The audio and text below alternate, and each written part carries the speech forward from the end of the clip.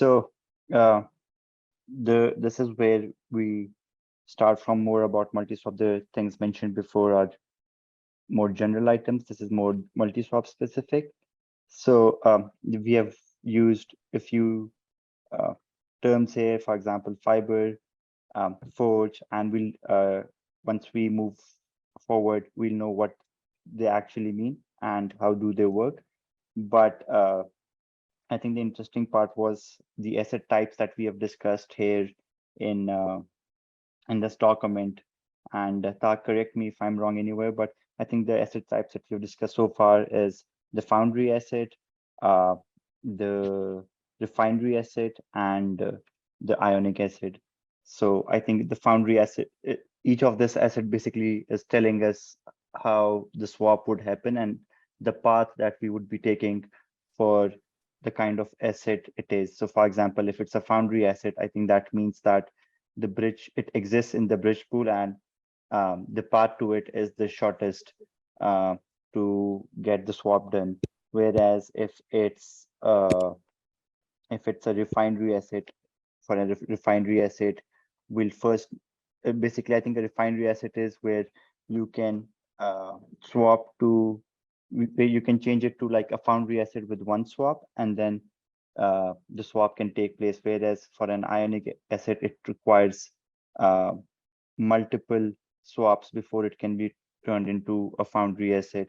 That's the general idea. Again, I might be talking with a lot of layman terms, but the technical guys can will have more information and knowledge on the kind of things used here.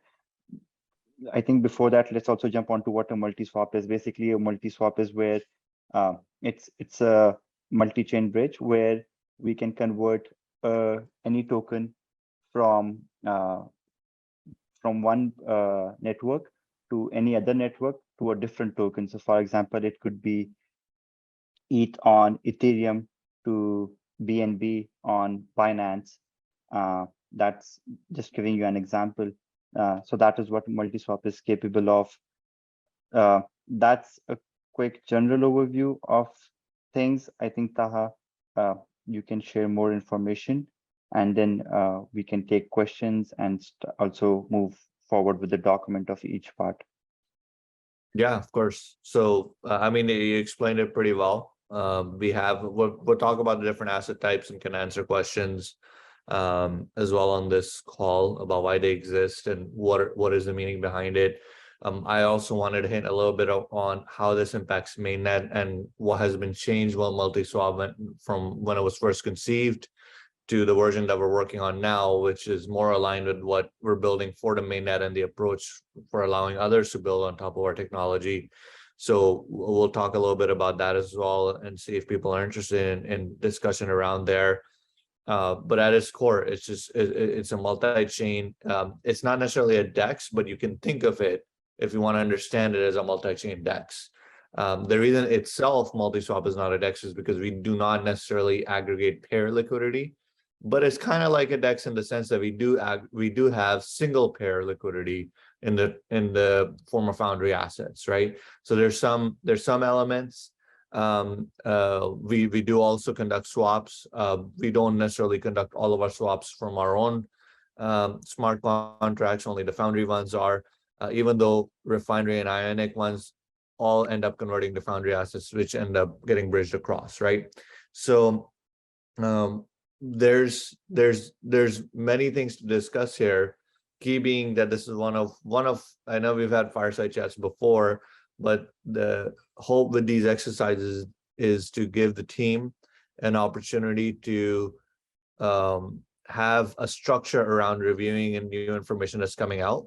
This is the first major version of multi-swap architecture that we've released. There are going to be updates to it. For example, Fiber is getting updated, Forge is getting updated, the fee distributor elements, there's more information being added over there. And then they're all going to get connected to how we are going to make them multi-chain in terms of not just, obviously this product by nature is multi-chain, but how do we connect this to Quantum Portal? How do we utilize mainnet with this, so on and so forth. So all of that is constantly being added. But mean, I think the point of this call is to identify two things. One, I noticed that we had a few people made comments, not only one or two people made comments on the document. So I want to make sure that you guys have the view that Mammon is showing right now. You're not going to be able to comment on the document. There's another view that Mammon, I don't know if you can pull up, which is by logging into Gitbook. You have access to Ferrum's Gitbook. Almost everyone should have access to that. And when you log into Gitbook, you're going to sign in with your G Suite ID. For developers, we sign in with GitHub. And then you go to your dashboard, as you can see the dashboard link on the top, and you will see what you have access to. So you should have access to Ferrum's spaces. And over here, everybody in the organization has comment or access to the versions that are publicly available. So as an example, let's say what's in front of us, if Mammon wanted to highlight something in the first paragraph and talk about it, he can literally just hit the comment button on the right side, and he can start that discussion. He can tag people, and then we can respond. So I highly encourage this. This is a great way, all the way from sales and customer care, marketing to engineering, to make suggestions about architectural improvements, to question the suggestions that have been made in the document, to clarify things, to maybe discuss revenue models. Like, this is the place to do it, so that way we have a single source of truth. And if the discussion gets too long, then you obviously kind of, like, for example, if we're discussing, hey, how do we create a revenue model from here? Obviously, having that discussion in the comments isn't the best idea, but you can make a comment, you can link that comment and that specific part. You can link a specific headline. So if you hover over to, let's say, fiber as an example. So go over to the fiber topic itself on the outline on the left. And you can open like asset categorization as an example. And let's go to overview of asset categorization.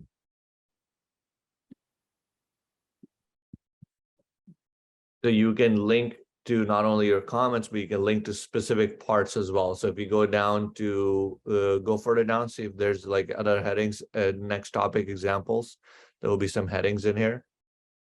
So you can link to specific headings, as you'll see over here, wherever there's headings available. So fiber asset categorization, if you go down to that heading and hover over it, you see there's a link that pops up. So if you click that link, you will actually be able to copy that link and refer that in your Slack threads, in your Google Docs, wherever. It's like, hey, this is the specific topic that I want to talk about, and everybody will just be able to go there directly. So just some tools to utilize in making our collaboration more effective. And when they click it, it takes them to that part of the page, especially if the document is really long, right? So with that, kind of just want to see if, and I know sometimes when I'll throw it out to people, the conversation kind of gets stale. So let's direct the conversation around, are there questions about multi-functionality? Do we have questions about its different components like fiber and forge, or why they were created, or the asset types, or what happens to the bridge perhaps as those are gone? Like, anybody has any clarification questions or suggestions, anything that you want to talk about, this would be the time to get into that. So Taha, I think it's important to see what different teams have an idea of MultiSwap so far. If representatives from different teams can share what they think so far of what MultiSwap is, I think that will create questions on its own. Sure, yeah, so let's do that. Would anyone want to volunteer from the design team, from the marketing team, and share what they think of MultiSwap so far? And it could be wrong, but that's completely fine. That is where you'll actually, that is where we can actually correct if you have, if they're different, if you think differently. So please, anyone would like to go ahead first? Yeah, no, thanks everyone for putting this together. This is extremely helpful. And in fact, I think we'll actually release this recording to the community if everyone's cool with that.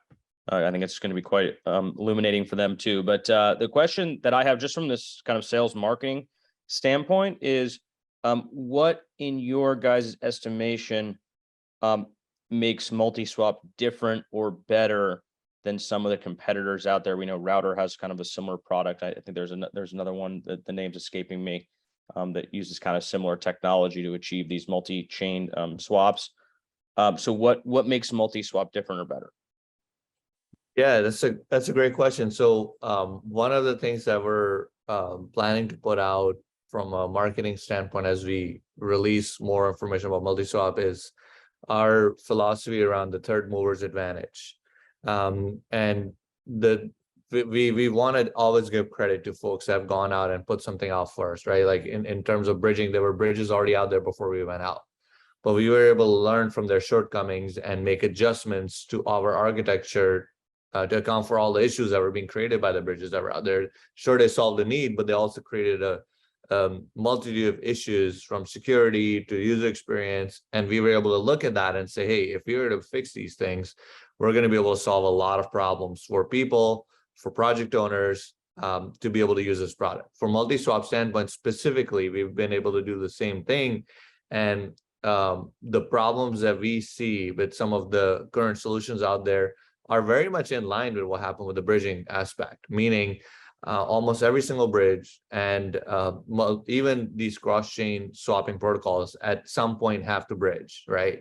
Like you can say it's a swap across, but underlying those swaps, there is a settlement of assets from one chain to the other chain, right? So if you want to take USDT on BNB, on Binance Smart Chain, for example, and then you want to convert it for let's say USDC on Ethereum, well, at some point, whatever asset that you are going to have the user swap into your smart contracts needs to be settled across the network and then converted into the asset that they desire.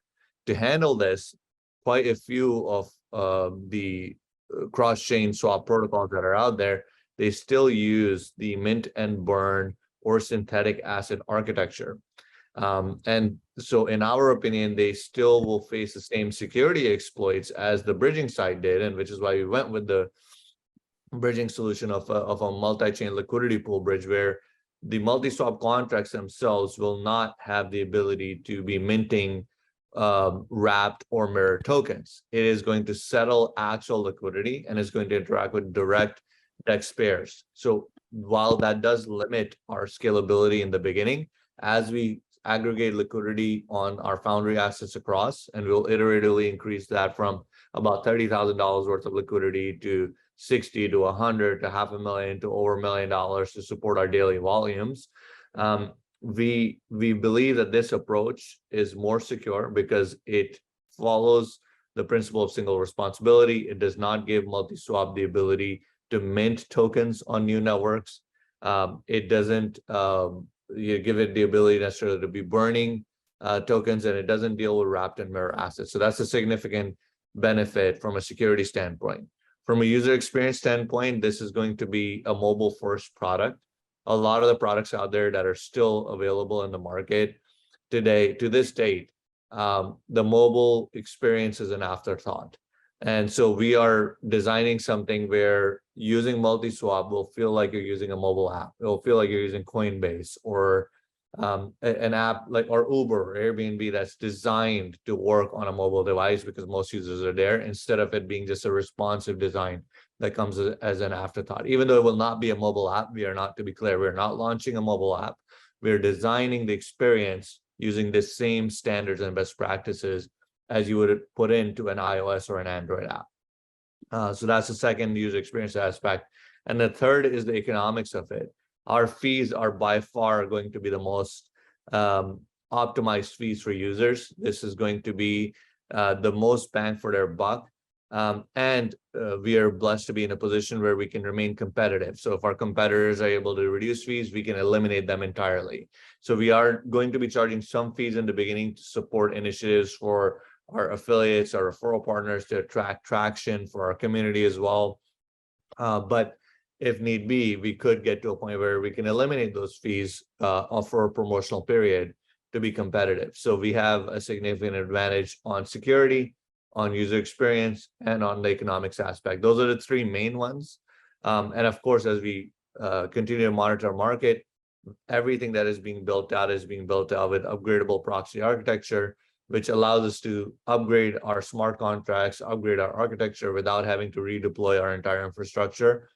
So we're going to continuously look at the market and see if there's a competitive advantage that somebody is bringing on to compete with us, and then we'll quickly adjust and adapt to something of our own that would provide a better benefit than perhaps someone else out there. Great. No, that's very comprehensive and helpful. Thank you for that. Of course, yeah. So Taha, can we also talk about the disadvantage of using mint and burn from security point of view? That will also help everyone know why using mint and burn is not safe from security point of view. Yeah, it's a lot of people don't realize that when you look at bridges, I would say, I don't have the exact data, but when we review architecture one after the other, it almost feels like 9 out of 10 bridges out there are using either a lock and mint or burn and mint architecture, right? So what does that mean? It means that when you are bridging assets from network 1 to network 2, those assets are being locked into a smart contract on network 1, and then they are being minted on network 2. So the problem that you see with this approach is twofold. One is, in order to mint tokens on a destination network, a lot of these bridges, like for example, let's say Ferrum was to list on a bridge, and we were only live on Ethereum and we wanted to go on BSC. This is what happens when a lot of projects come to us. They're on one network, they want to go to another network, and they want to use a bridge to facilitate interoperability.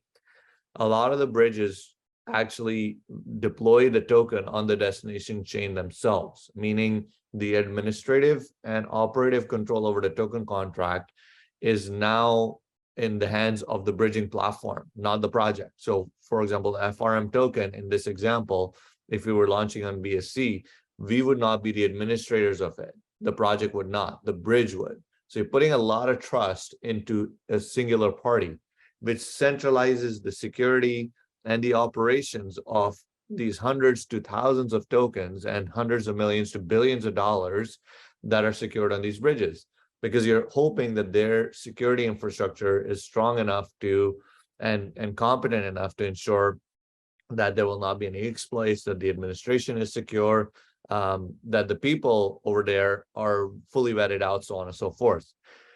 So what can go wrong in this approach? A couple of things. Now that the bridging platform has operative and administrative control and has the ability to mint tokens, when the bridge hacks were happening about 1.5 years ago to almost 2 years ago, the hacks were targeting bridge pools exclusively. So they were targeting all the liquidity that was locked up in the bridges. I talked about this in an interview actually at that point, that's not, while it's bad, it's not as bad as what's coming with this architectural approach, which would be a really, really bad day for crypto, and has already happened twice, but I don't think it's happened to the full extent that it can potentially impact the industry negatively, which is an attack on the minting protocol itself. So imagine now a popular bridge that might have, a couple of hundred tokens listed, as hundreds of millions of dollars worth of liquidity and swaps happening. Imagine an attacker exploiting its mint ability, and take the Ferrum token as an example, or any other token. What if they exploit the bridging platform's minting ability and go ahead and mint hundreds of millions of that token on the destination network, and in a matter of minutes start going to a DEX and dumping it on the market, draining the entire liquidity for that token? Now imagine them doing that in parallel for hundreds of other tokens at the same time. This would be a loss of billions in a matter of hours as a result of the fact that the bridging platform did not conform to a core principle in software development, which is the principle of single responsibility. Now, what does that principle dictate? That typically you want to build modules and you want to build software such that each module has as limited scope and a dedicated responsibility as much as possible. So that way, troubleshooting is easier, maintenance is easier, upgrades are easier, and there's less vectors for security exploits. In this case, the bridging platform is responsible for bridging and liquidity management, and that's all really it should do. But now with the lock and mint and burn and mint bridges, it's also responsible for minting tokens, for managing supply of all these tokens, which is a task that should be left to the token contract itself. So we separate those things. Our bridge never has control over the token contract, can never mint those tokens. All it does is maintain liquidity. It maintains the swapping of assets across networks, and that's it. The story ends over there. So that significant difference in approach has been a key factor why we've gotten obviously so much traction with recognizable networks in the space. And we're bringing that same approach over to MultiSwap now to enable cross-chain swapping. So hopefully that explains a little bit as to the impact that can happen with the burn and mint approach versus on our side, where I didn't give the alternate of what we're doing. What we're doing is essentially when a project comes to us with that same question saying, hey, I want to launch in a new network, we do not deploy that token from the bridging platform. We have a separate service where we can assist them in deploying a token, but the project is deploying a native token on the destination network. So they have a version of Ferrum. Let's say in our case, we were the project that were in this example. So Ferrum would be already on Ethereum, and a Ferrum BEP20 version would be launched on this secondary network, but it would be administered by the project. We help them set up multi-sig safes. We help them set up proper operational security and ensure that they can securely manage that token on this new network. But these are native tokens instead of wrap tokens that have to be backed up by a bridge by locked assets on the bridge pool. Okay, thank you so much, Taha. That explained a lot. Hello, sorry. I guess can you hear me? Yeah, Ibrahim, we can hear you. Go ahead. Just I guess my question will be around what parts of this, in terms of the architecture, as the blockchain space is becoming more and more mature now, everybody's trying to make things more open source in terms of to increase trust, basically. So what parts of this are we basically considering making some parts of this architecture open source before we deploy, or maybe after we actually launch the products later? It's going to be open source from v0.0.1. So essentially the first, really we'd like the first commit to be open source. So on the backend side of things, we have not done that because there were some security concerns. But with the next deployment to, I believe Zakaria mentioned that it's going to go from development branch to main. So when he creates the next release, which might happen this week or next week, is going to be open source. And then on the, it might already be, if I might be a little bit disconnected on that side, but the intention is to open source as soon as possible. The smart contract updates, the moment we start to push those updates out, is going to be open source as well. Same with Foundry and Fiber. So there's two reasons to that. We want to have a good history, publicly trackable, for not just the community, but for developers. We want to encourage developers to be able to build on top of what we're building, to improve what we're doing, to be able to identify issues with it and let us know, so that way we can pay attention to them as well. So open source from inception is the idea, Ibrahim. Great. Taha, I do have one question. I'm a bit confused regarding the Foundry assets and Refinery and the Ionic one, right? So basically, since we are developing the Algorand mainnet bridge, and of course, any asset that we are bridging in Algorand cross-chain are going to be Foundry assets, because these are already bridgeable, and we do have some tokens as a liquidity in our bridge pool, right? So this is the concept of Foundry assets regarding the choice of USDC. Yeah, so if you go to, let's go over to the example with Fiber. So example of a swap. There's actually an detailed explanation, asset categorization, and then example. Yep, example of asset categorization. You want to go to the next one. Okay, so over here, it talks about how, if you scroll down a little bit, it talks about at a high level how assets are categorized. So you can continue to scroll down to Fiber asset categorization, the diagram, Mehmet, if you don't mind.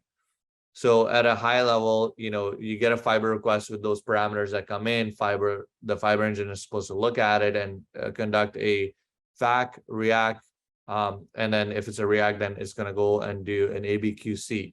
right? So what are these terms? That's described further below as well. A FAQ is simply a foundry asset check. A REAC is a refinery or ionic asset check. And an ABQC is an asset best code check, right? So what is a foundry asset check? If you understand that, let's scroll down a little. If you understand this part specifically, it will answer all your questions regarding what a foundry asset is and will assets on Algorand be a foundry asset or not. And the answer is some will, some won't. What determines that is this flow that has been described over here. And it's not just as simple as it does liquidity exist. So you could have an asset that exists on a bridge pool and it get kicked out of the foundry asset categorization if it doesn't pass this fact check, right? Which means that is there sufficient amount of liquidity on the destination network at that time to support that swap? If the answer is no, then it will not be categorized as a foundry asset for the purpose of that swap. So it's not a static categorization, more of a dynamic per swap categorization that happens to find the most optimal route. Like, okay, you want to do $1,000 worth of a transfer for an asset. Does $1,000 worth of this asset exist on the source and the destination networks? If it does, then this is a foundry asset for both the source and the destination network, or is it only a foundry asset for the source network but not the destination, so on and so forth. So all those things kind of help with that determination, Salman. Definitely that helped. Thank you. Of course. Could you also explain refinery and ionic assets just once, because I have seen the terms that in ionic assets we have to do multiple swaps, and what exactly do we mean by multiple swaps? Yeah. Think of it as how the DEX pools work, right? So let's say that you have our foundry assets, which are the only bridgeable ones, right? Let's take an example that our foundry asset is only USDC. So a refinery asset in this category then would be one, let's take token X. Token X does not have any liquidity in a bridge pool, so it fails the fact check, right? It's not a foundry asset. But this token X might have liquidity available on the DEXs that we are integrated with in our ecosystem. So when we go and check for the path, the most optimal path, we're checking if token X has pair liquidity with a foundry asset, in this case, USDC. So is there liquidity available on let's say that I want to transfer token X from BSC over to Ethereum for token Y. So I'm checking this token X, is there a token X and USDC pair on BSC? And if I find that there is a token X and USDC pair, that means I can convert token X to USDC in one swap. I don't, as compared to if there's not a token X and USDC pair, in that case, token X would need to go and convert into BNB first. And then of course there will be a BNB and USDC pair on BSC, because that is extremely likely to be the case. So it would be token X swap into BNB and then BNB swap into USDC. In this case, even though you can do it technically in one transaction, but there are multiple DEX liquidity provider fees to pay. You have to pay the fee for the liquidity pool providers for token X to BNB, and then you have to pay the fee from BNB to USDC. So this is a two asset swap. This second example that I gave where you had to go from token X to BNB to USDC, you are considered an ionic asset. If you were able to go from token X directly to USDC, meaning there was presence of sufficient liquidity between token X and USDC, and you were able to go and pay only one liquidity provider fee, you are considered a refinery asset. So those are the checks, and those checks are also defined, as you can see in the diagrams below, where is a single hop to bridgeable asset possible, right? If the answer is yes, great. If the answer is no, you're an ionic asset. Awesome. That was really well explained. It literally addressed everything.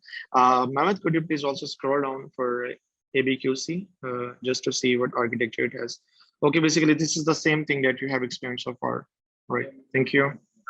This is going one step further, where now that we know that it's a refinery or ionic asset, so depending on for both of those assets, now that we have an idea of what their categorization is, then we look across our connected you can think of endpoints, you can think of DEX pools that we're integrated with, So we're going to check 1inch, we're going to check ape swap, pancake swap, and we're going to find the best max out for the amount of tokens that the user is requesting and say, hey, this is giving you the best rate. From a UX standpoint, we might present all options or a top 3 options, and the user can pick which path they want to pick to actually conduct the swap. Because as you know, the rates could be different on pancake versus ape versus 1inch just by a slight amount, depending on how they're conducting the routing, so on and so forth. Got it. Thank you. Of course. Okay, so I think it's about time. And I hope this session was productive for everyone and there was something to learn. So thank you so much, Taha, for the document and then for helping with those questions. And so